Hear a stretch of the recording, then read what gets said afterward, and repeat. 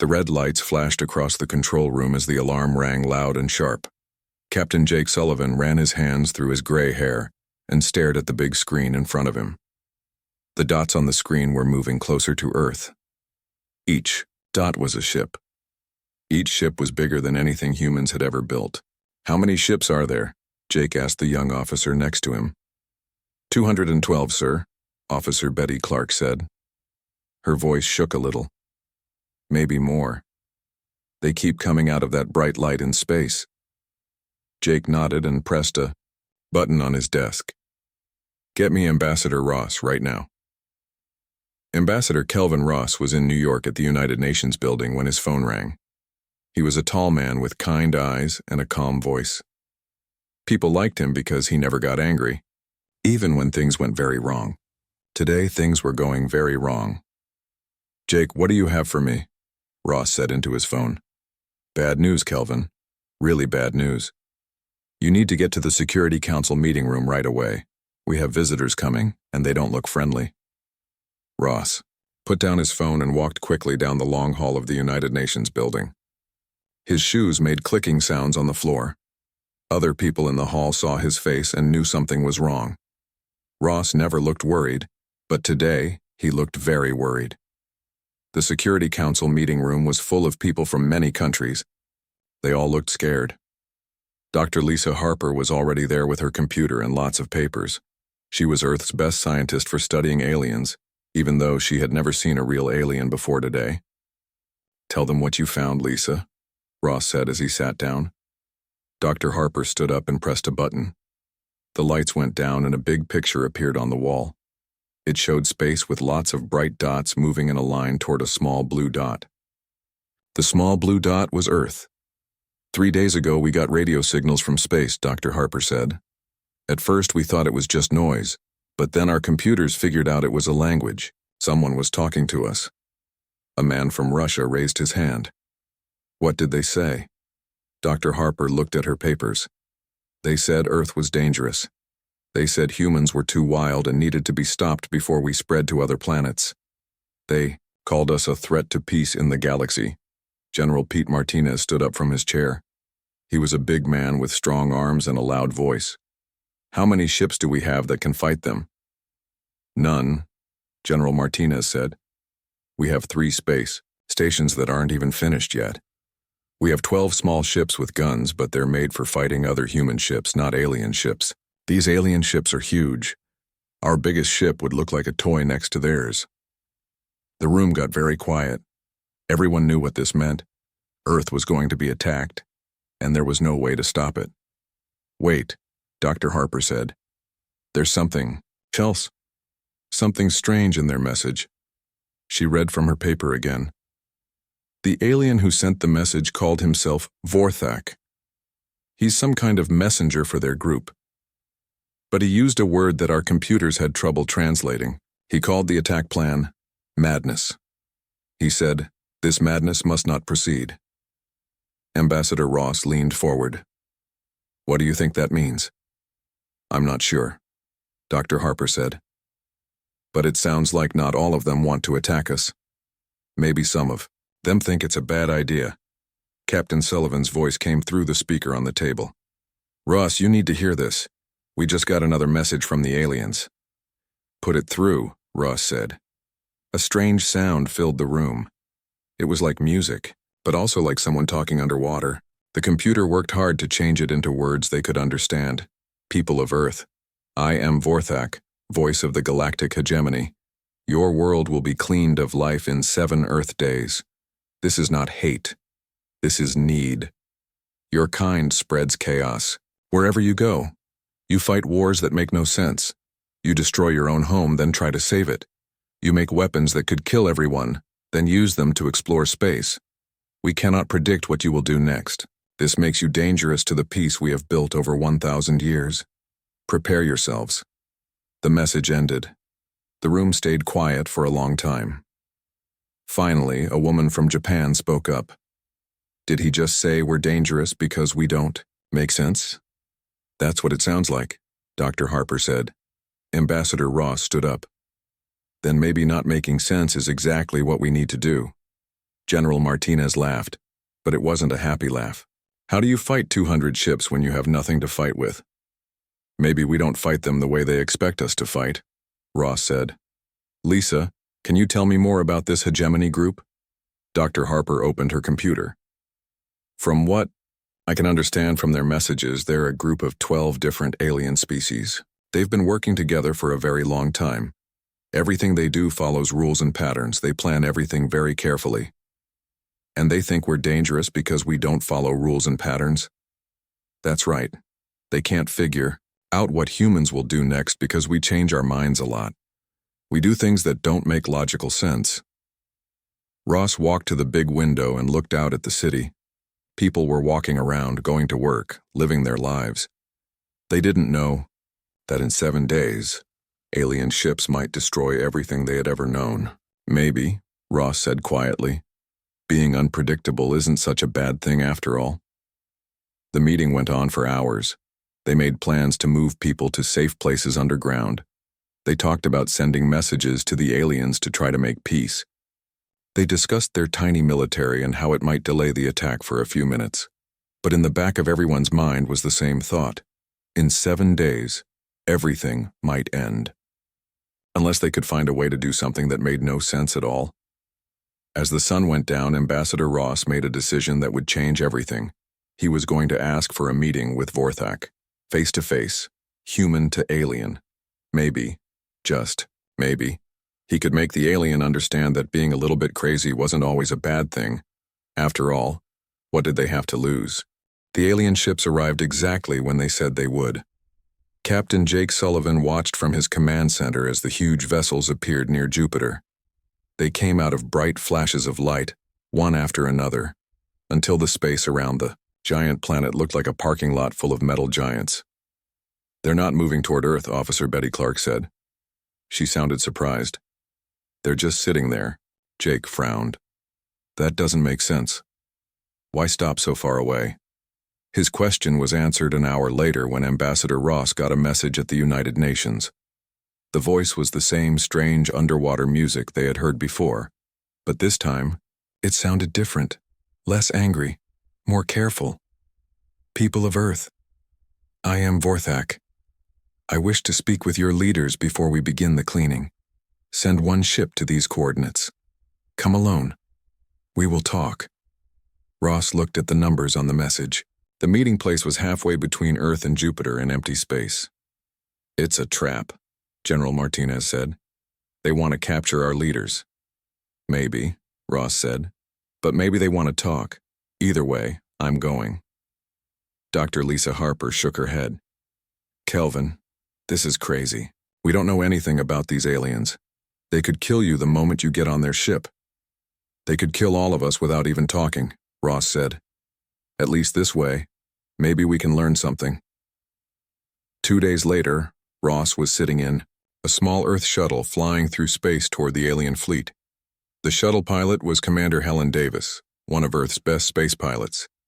She had volunteered to fly the mission even though everyone thought it might be a one-way trip. I can see their ship, Helen said. It's big, really big. Ross looked out the window and felt his mouth fall open. The alien ship was like a floating city made of crystal and metal. It was beautiful and scary at the same time. Lights moved across its surface in patterns that looked almost like writing. They're sending us directions, Helen said. There's a landing bay opening up. The shuttle flew into the alien ship through an opening that closed behind them. Ross felt his heart beating fast. He was about to meet an alien for the first time in human history. The inside of the ship was amazing. The walls seemed to be made of living crystal that changed colors as they walked. The air smelled like flowers and electricity. Strange music played softly from everywhere and nowhere. Ambassador Ross, a voice said. Welcome. Ross turned around and saw something that made him forget how to breathe. The alien looked like a tall person made of clear glass, but inside the glass, colored lights moved like thoughts you could see. The lights were mostly purple and blue, swirling in slow circles. I am Vorthak, the alien said. The voice didn't come from its mouth because it didn't have a mouth. The voice came from vibrations in the air around it. Thank you for coming. This meeting is important. Ross found his voice. Thank you for asking to meet instead of just attacking.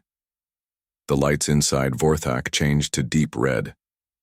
Attacking without understanding would be wasteful. We need to know why your species acts as it does. They walked through the ship to a large room with windows that showed the stars. Other aliens were there too.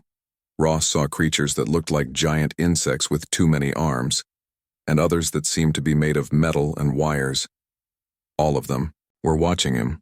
These are representatives of the hegemony, Vorthak said. 12 species working together for peace. For 1,000 years we have prevented war in our part of the galaxy. That sounds wonderful, Ross said. Why do you want to destroy us? The lights in Vorthak turned bright orange. Ross was starting to understand that the colors meant different feelings. Because you are impossible to predict, Vorthak said. Watch. The air in front of them shimmered and pictures appeared. Ross saw human history playing out like a movie. Wars and peace treaties, cities built and destroyed and built again, humans fighting each other, then working together to save people from disasters. We have watched your species for 300 years, Vorthak said. We have tried to understand your patterns. But you have no patterns. You do things that make no sense. One of the insect aliens made clicking sounds. Vorthak's lights changed to yellow. Krell Prime asks why humans make weapons that could destroy their own world. Vorthak. Translated. Ross thought about nuclear bombs and chemical weapons, because we're afraid of each other. But we're also smart enough to know that using those weapons would be stupid. So we make them but don't use them. All the aliens made different sounds. Ross could tell they were confused. But then you use these same dangerous technologies to power your cities and explore space, Vorthak said. This makes no logical sense. We learn from our mistakes, Ross said. We take something dangerous and try to make it useful. A metal alien spoke in beeps and electronic sounds. Vorthak's lights turned deep purple. Nexus 7 says your behavior cannot be calculated. In their databases, logical beings do not act in contradictory ways. Ross was starting to understand the problem. You're scared of us because you can't predict what we'll do next. Yes, Vorthak said. The lights inside. It swirled faster. Your species wages war with great violence, then shows mercy to enemies. You damage your environment, then work desperately to repair it. You create art that serves no practical purpose. You risk your lives to save strangers. None of this follows. Logical patterns. Back on Earth, Dr. Harper was watching the conversation through a hidden camera in Ross's jacket. She was taking notes as fast as she could write. They're not evil, she said to the others in the control room. They're just terrified of chaos. On the alien ship, Ross was having the same realization. Your 12 species, do they all think the same way? We think in logical patterns, Vorthak said. The Krell follow genetic programming that has not changed in 800 years. The Nexus make decisions based on pure mathematics. My people, the Vorthak, share all thoughts through our collective mind. We eliminated unpredictability long ago. That sounds very peaceful, Ross said carefully, but also very boring. The lights in Vorthak stopped moving. For a moment, the alien was completely still. Boring, Vorthak repeated. This word, what does it mean? Ross smiled. It means nothing new ever happens. Nothing surprising. No excitement. Excitement is chaos, one of the other aliens said through Vorthak. Chaos leads to conflict. But chaos also leads to discovery, Ross said. To art, to growth, to love. The room became very quiet. All the aliens were staring at Ross. Love, Vorthak said slowly. Another word we do not understand. Ross looked around at all the strange faces watching him. Maybe that's the problem. You've been so busy avoiding chaos that you forgot how to live. Vorthak's lights began to change colors very fast. Purple, red, yellow, blue, all swirling together like a storm inside crystal.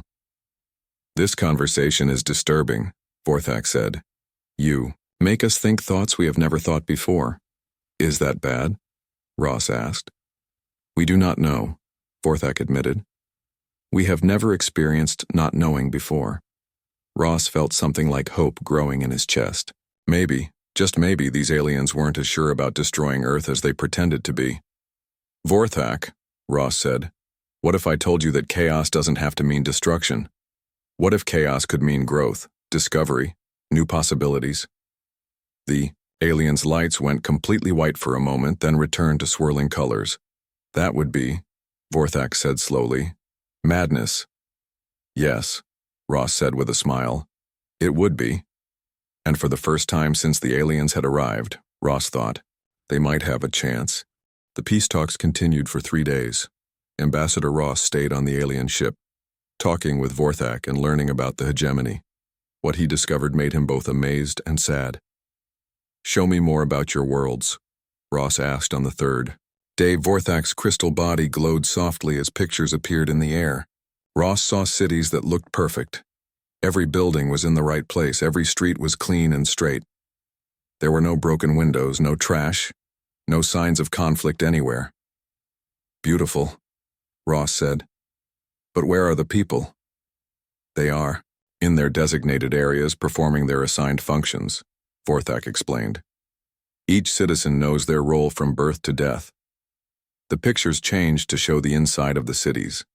Ross saw beings moving in straight lines, doing the same jobs they had probably done for years. Nobody was talking to their neighbors. Nobody was laughing or playing or arguing. Do they ever do anything just for fun? Ross asked. Vorthak's lights flickered. Fun serves no logical purpose. What about art, music, stories? We create only what is needed for survival and efficiency. Ross felt sorry for these aliens. They had eliminated every source of joy from their lives in the name of peace. Back on Earth, Captain Jake Sullivan was preparing for something that had never been tried before. He was going to take a small group of humans to visit the alien worlds. If they were going to understand their enemy, they needed to see how the hegemony really lived. This is dangerous, Dr. Lisa Harper said as she packed her equipment. We don't know what their worlds will do to us. It's more dangerous to stay ignorant, Jake replied. If we're going to find a way to survive this, we need to understand them completely. The team was small. Jake would command the mission. Dr. Harper would study the alien biology. Dr. Steve Patterson, Earth's best expert on how minds work, would try to understand how the aliens thought. Dr. Karen Wright, who studied how societies work, would look at their civilizations. Their ship was the New Horizon, Earth's newest and fastest vessel. It was still tiny compared to the alien ships, but it was the best they had. Vorthak agreed to let them visit 3 different hegemony worlds. You will see why order is superior to chaos, the alien said. Perhaps then you will understand why. Your species must be stopped. The first world they visited belonged to the Krell, the insect-like aliens. As their shuttle descended through the atmosphere, Dr. Wright pressed her face to the window in amazement. It's like looking at a giant ant farm, she said. The Krell cities were enormous underground networks of tunnels and chambers. Millions of the insect aliens moved through the tunnels in perfect formation, each one carrying materials or food to exactly where it needed to go. How do they know where to go? Dr. Patterson asked their Krell guide, a creature called Worker 7742. Genetic programming tells us our function. Worker 7742 clicked. I was born to carry construction materials. I will carry construction materials until I die. This is efficient. But what if you want to do something else? Dr. Harper asked. Worker 7742's multiple eyes stared at her blankly. Want is not a concept we understand. We do what we are programmed to do. Dr. Patterson made notes on his tablet. These aliens had eliminated free will completely. Every action was determined by their genes before they were even born. The second world belonged to the Nexus, the machine-like aliens. Their cities were marvels of technology, with buildings that seemed to grow and change shape as needed. But like the Krell world, everything followed perfect patterns. We calculate the most efficient solution to every problem, explained their guide, a being called Prime 14. Emotions would interfere with logical thinking, so we eliminated them long ago. How do you decide what problems to solve? Jake asked. We solve the problems that will create the most benefit with the least cost. All decisions are based on mathematical formulas that have been proven correct. Dr. Wright watched a group of young Nexus beings learning in a school. They all moved in exactly the same way, spoke in exactly the same tone, and gave exactly the same answers to every question. What happens if one of them has a different idea? She asked. Different ideas are errors in programming, Prime 14 replied. We correct errors immediately. The third world was Vorthak's home planet. Unlike the others, it was stunningly beautiful, with crystal cities that sang in harmony with the wind. But the beauty hid something disturbing. We are all connected, Vorthak explained as they walked through the singing city. Every thought, I think, is shared with all other Vorthak. Every decision is made by consensus of our entire race. That sounds peaceful, Dr. Patterson said. But what about individual creativity, personal dreams? Vorthak's lights dimmed. Individual thoughts cause conflict. We eliminated them to achieve perfect harmony. Dr. Harper was recording everything with her instruments. But if everyone thinks the same thoughts, how do you solve new problems? We have solved all problems, Vorthak replied. There are no new problems to solve. As they walked through the Crystal City, the humans began to understand the true horror of what they were seeing. These civilizations had achieved perfect peace by giving up everything that made life worth living. No creativity, no individual choice, no surprises, no growth. They're dying, Dr. Wright whispered to Jake. Not physically, but as living beings. They've turned themselves into machines. That night, as they stayed in quarters provided by their hosts, the human team talked about what they had seen. No wonder they're afraid of us, Dr. Patterson said. We represent everything they've spent centuries trying to eliminate. But they're not happy, Dr. Harper observed. Did you see how they looked at us when we laughed or argued or showed any emotion? They seemed hungry for it. Jake had been thinking the same thing. They've made themselves perfect, but perfection isn't life. It's death with a heartbeat. The next day brought an unexpected development. As they prepared to leave the Vorthak world, several of the crystal aliens approached them. Their lights were flickering in patterns none of them had seen before. We have been thinking, one of them said. Individual thinking. This is not supposed to be possible. Vorthak appeared, its lights swirling in agitation. You must stop this. Individual thoughts will destroy our harmony. But these individual thoughts are interesting, the other Vorthak said. They make us feel things we have never felt before. Dr. Patterson stepped forward. What kind of things?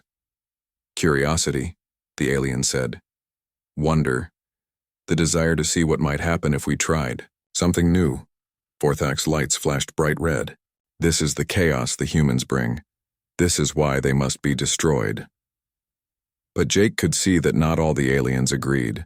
Some of the Krell workers they had met were starting to ask questions about their genetic programming.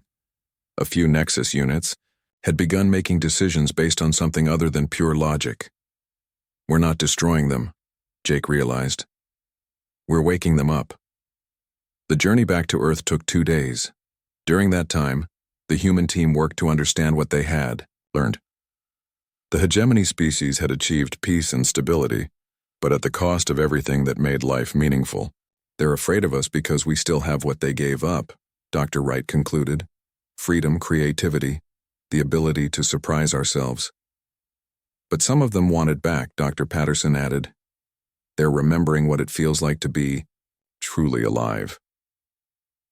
When they arrived back at Earth, Jake immediately called a meeting with Ambassador Ross and the Earth leadership. What they had to report would change everything. The hegemony isn't as united as they pretend to be, Jake told the assembled leaders. Our presence is causing cracks in their perfect order. Some of them are starting to think for themselves again. General, Martinez leaned forward. Can we use that? Maybe, Jake said. But we have to be careful. If we push too hard, we might unite them against us again. If we're too gentle, The hardliners might win and destroy the rebels. Ambassador Ross smiled. So we need to do something unpredictable. Exactly, Jake said. Something that makes no logical sense but might just work. Outside the meeting room, Earth continued its desperate preparations for war. But inside, the human leaders began to plan something that had never been tried before. They were going to fight an invasion not with weapons, but with something far more dangerous to the ordered mind of the enemy. They were going to fight with freedom itself. The war began 3 weeks after the humans returned from visiting the alien worlds. It started when the hegemony hardliners, led by a fierce warrior species called the Zephyrians, decided that talking to humans was making things worse, not better. War Master Drakvel of the Zephyrians sent a message to Earth that was short and frightening. No more words. Your chaos ends today. Captain Jake Sullivan was on the bridge of the New Horizon when the alien attack began. The first wave came fast and hard, with 50 alien ships moving toward Earth in perfect formation. They're following. Attack Pattern 7, Commander Helen Davis said as she studied their approach. It's textbook military strategy. Hit the orbital defenses first, then move to the planet. How do you know their attack patterns? Jake asked. Because they're logical, Helen replied. They do exactly what any smart military commander would do. No surprises, no wasted moves, maximum efficiency. Jake smiled grimly. Then let's give them some surprises. Earth's tiny defense fleet spread out in a formation that made no sense to anyone watching. Instead of protecting the orbital stations, they seemed to be running away. Instead of grouping, together for mutual support, they scattered in all directions. On the alien flagship, War Master Drakvel stared at the tactical display in confusion. What are they doing? This formation provides no defensive advantage. Perhaps they are retreating, suggested one of his officers. No, Drakvel said slowly. They are doing something else, something we did not expect. The first human ship to engage the enemy was a small patrol craft commanded by Lieutenant Colonel Amy Roberts. Instead of firing weapons at the massive alien dreadnought approaching her, she did something that shocked everyone watching. She rammed her tiny ship directly into the alien vessel's engine section. The explosion was huge. Amy's ship was destroyed instantly, but the alien dreadnought lost power and began drifting helplessly. In one impossible move, a tiny human ship had disabled something 50 times its size. Did she just sacrifice herself to take out one enemy ship? Officer Betty Clark asked from the command center. That's exactly what she did, General Martinez replied, and it worked. The alien fleet paused. This was not in any of their battle plans. Ships were not supposed to be used as weapons. It was wasteful, illogical, and completely insane. But it was also effective. Major Chris Murphy, commanding a mining ship full of asteroid ore, tried something even crazier. Instead of fighting the alien ships directly, he flew his slow, heavy vessel into the middle of their formation and started dumping tons of space rocks in all directions. The aliens found themselves flying through a cloud of debris that damaged their sensors and forced them to slow down. While they tried to navigate through the chaos, human fighters attacked from all sides. This is not warfare, Drakvel said angrily. This is madness. Should we adapt our tactics? Asked his tactical officer. No, Drakvel replied. We follow proven strategies. Their chaos cannot defeat our order. But the humans kept doing impossible things. Captain Linda Shaw used an empty cargo container as a decoy, making the aliens waste precious ammunition shooting at nothing. Commander, Bob Turner flew his fighter in spirals and loops that made the alien computers crash, trying to calculate his trajectory. Each human commander made decisions that seemed crazy, but somehow worked. They ignored military doctrine, threw away their training, and fought with pure desperation and creativity. Back on Earth, Dr. Lisa Harper was monitoring alien communications. What she heard made her excited and worried at the same time. They're arguing with each other, she reported to Ambassador Ross. The Zephyrians want to keep attacking, but some of the other species are questioning the plan. Ross leaned forward. What are they saying? The Vorthak are confused by our tactics. Some of them are saying our methods are surprisingly effective. The Nexus units are trying to analyze our behavior, but their computers keep giving error messages. The strangest development came from the Krell. Several of their ships had broken away from the main formation and were just watching the battle. When Drakvel ordered them to attack, they didn't respond. Worker 7742 to Hegemony Command, came a transmission that shocked everyone listening. We are experiencing curiosity about human tactics. Request permission to observe further. You will attack as ordered, Drakvel commanded. Negative, Worker 7742 replied. We choose to observe. The word choose sent shockwaves through the Hegemony fleet. Krell didn't choose anything. They followed genetic programming. But something about watching humans fight had awakened something in them that had been sleeping for centuries. The turning point came during the battle for Earth's moon. Admiral Frank Johnson was commanding the defense from his flagship Liberty when a group of alien ships surrounded him. By all logical thinking, he should have surrendered or tried to escape. Instead, he did something that made every alien in the fleet stop and stare. He broadcast his surrender on all frequencies, waited for the aliens to move close to capture him, then suddenly opened fire with every weapon he had while flying directly at the largest enemy ship. The aliens were so shocked by his fake surrender that they didn't react in time. Johnson's ship crashed into their command vessel, destroying both ships but taking out the alien fleet's communications center. He lied, Drakvel said in amazement. He pretended to surrender, then attacked. This is brilliant, finished Nexus Prime 14, who had been monitoring the battle. Tactically unsound but strategically effective, Drakvel turned on the machine-like alien. You are programmed to eliminate chaos, not admire it. Our programming may be incomplete, Prime 14 replied. We are observing new data that does not fit our existing models. Meanwhile, more hegemony ships were breaking formation. Some Vorthak vessels had begun operating independently, their crews making individual decisions instead of following collective orders. Several Nexus units were experimenting with tactics that their logic circuits said were impossible. The rebellion within the hegemony fleet was growing. Dr. Steve Patterson, watching from Earth, understood what was happening. We're not just fighting them, he told the others. We're showing them what they used to be before they gave up their freedom.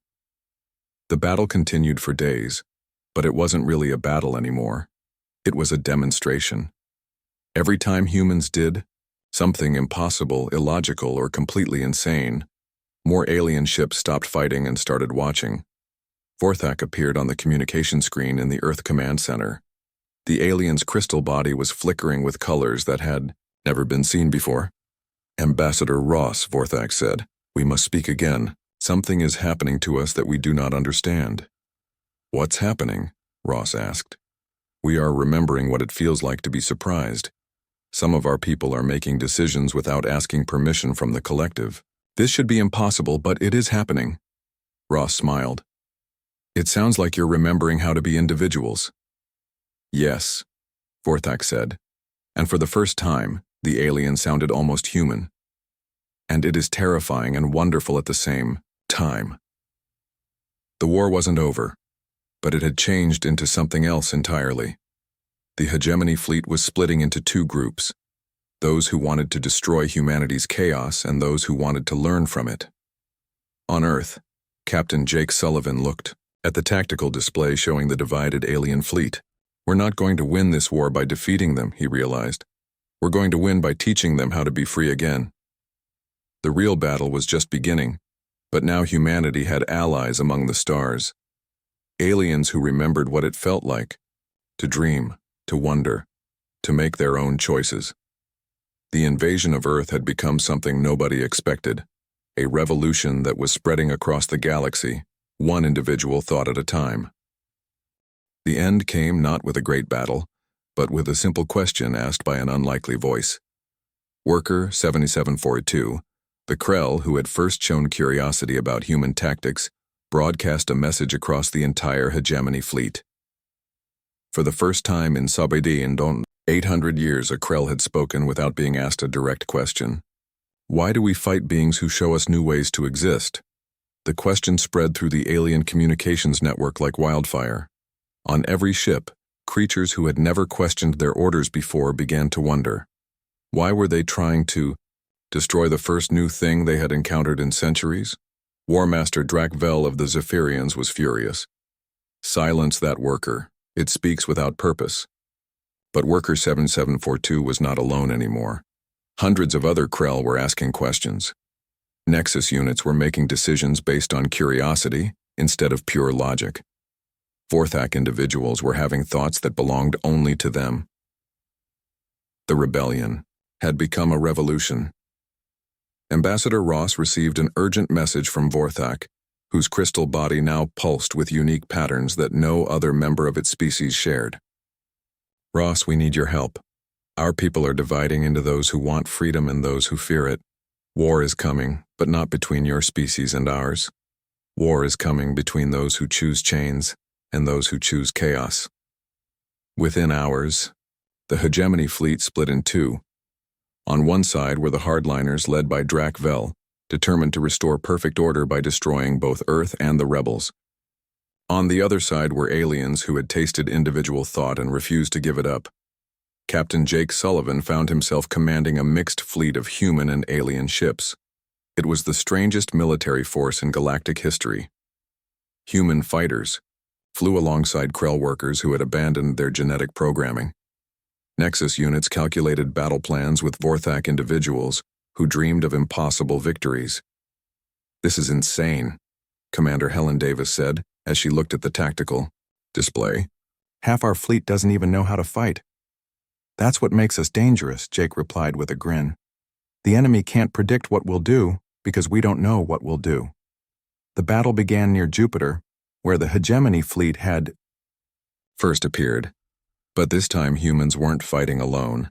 Worker 7742 led a group of Krell ships in a maneuver that their species had never tried before. They improvised. Instead of following their programmed attack patterns, the Krell ships moved in random directions, confusing the enemy and creating openings for human fighters to exploit. Nexus Prime 14 abandoned pure logic and started making decisions based on what felt right, instead of what calculated best. The machine-like alien discovered something its programming had never included: intuition. "This is illogical," Prime 14 announced over the communications channel. "But it feels correct." Vorthak fought alongside humans, its individual thoughts blazing like a beacon to others of its species. Every choice it made for itself instead of the collective inspired more Vorthak to break free from their shared consciousness. The battle was chaotic, unpredictable, and completely impossible to follow using traditional military thinking. Ships appeared where they shouldn't be, attacked when they should retreat, and somehow won fights they should have lost. War Master Drakvel watched his perfect formations crumble against an enemy that refused to follow any rules. "This is not warfare," he said for the 100th time. "This is madness." "Yes," replied a voice behind him. "It is." Drakvel turned to see one of his own officers, a Zephyrian warrior named Battle Leader Kess.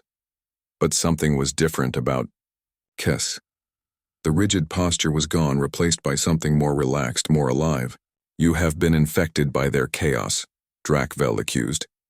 "I have been awakened to possibilities," Kess replied. "For 2,000 years, our people have fought the same battles, won the same victories, followed the same patterns. But these humans show us that there are other ways to live." More Zephyrian warriors stepped forward, standing with Kess instead of their war master. The rebellion had reached even the most militaristic species in the hegemony. The final confrontation took place on Drakvel's flagship. The war master, now abandoned by most of his fleet, made one last desperate attempt to complete his mission. He set course for Earth with his remaining ships, planning to destroy the planet that had brought chaos to his ordered galaxy. But he was stopped not by human weapons, but by his own people. The reformed aliens led by Vorthak, Worker 7742, and Prime 14 surrounded the hardliner ships and offered them a choice. "Join us in building something new," Vorthak broadcast, "or continue fighting alone." One by one, the remaining hardliner ships surrendered. Their crews were tired of fighting a war they no longer understood against enemies who had become friends. Drakvel himself was the last to give up. Standing on the bridge of his empty flagship, surrounded by beings who had once followed his orders without question, he finally asked the question that ended the war. What have you become? Free. Worker 7742 answered simply. The war was over, but the real work was just beginning. The galactic hegemony dissolved within days, its rigid structure unable to survive the spread of individual thinking. In its place, something new began to grow. They called it the Confederation of Free Worlds, and it was unlike anything the galaxy had ever seen. Instead of enforcing unity through control, it celebrated diversity through choice.